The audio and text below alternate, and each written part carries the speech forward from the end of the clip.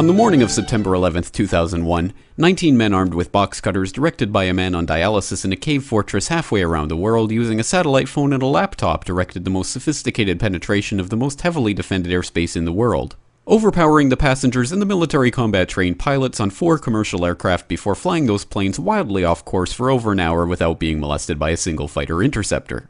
These 19 hijackers, devout religious fundamentalists who like to drink alcohol, snort cocaine, and live with pink-haired strippers, managed to knock down 3 buildings with 2 planes in New York. While in Washington, a pilot who couldn't handle a single-engine Cessna was able to fly a 757 in an 8,000-foot descending 270-degree corkscrew turn to come exactly level with the ground, hitting the Pentagon and the Budget Analyst Office where DoD staffers were working on the mystery of the $2.3 trillion that Defense Secretary Donald Rumsfeld had announced missing from the Pentagon's coffers in a press conference the day before, on September 10th, 2001.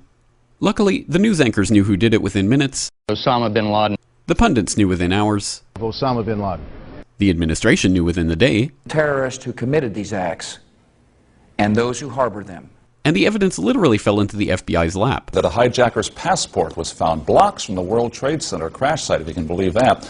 But for some reason, a bunch of crazy conspiracy theorists demanded an investigation into the greatest attack on American soil in history.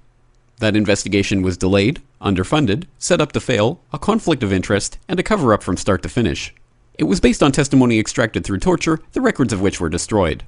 It failed to mention the existence of WTC-7, Able Danger, P-TECH, Sibel Edmonds, OBL and the CIA, and the drills of hijacked aircraft being flown into buildings that were being simulated at the precise same time that those events were actually happening. It was lied to by the Pentagon, the CIA, the Bush administration, and as for Bush and Cheney, well, no one knows what they told it because they testified in secret, off the record, not under oath, and behind closed doors. It didn't bother to look at who funded the attacks because that question is ultimately of little practical significance.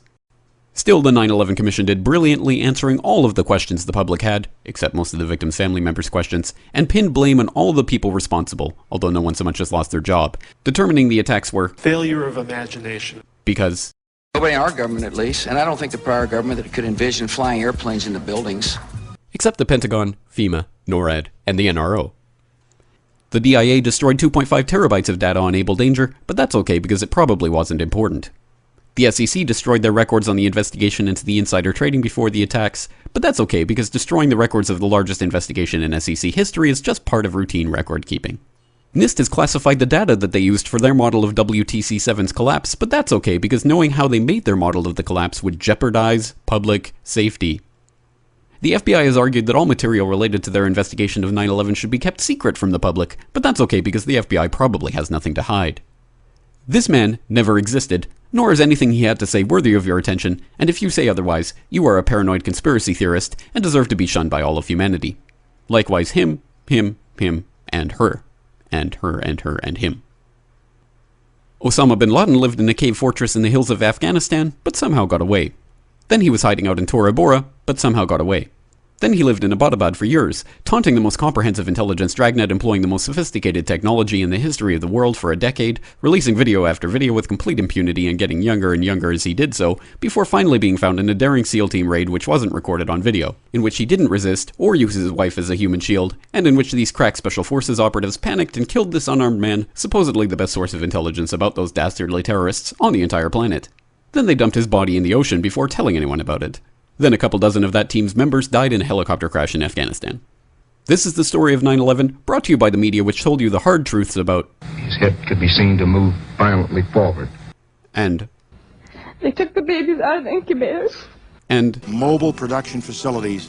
And the rescue of Jessica Lynch. If you have any questions about this story, you are a batshit paranoid tinfoil dog-abusing baby hater and will be reviled by everyone. If you love your country and or freedom, happiness, rainbows, rock and roll, puppy dogs, apple pie, and your grandma, you will never ever express doubts about any part of this story to anyone. Ever.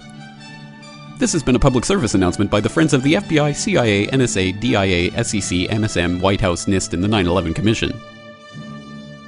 Because ignorance is strength.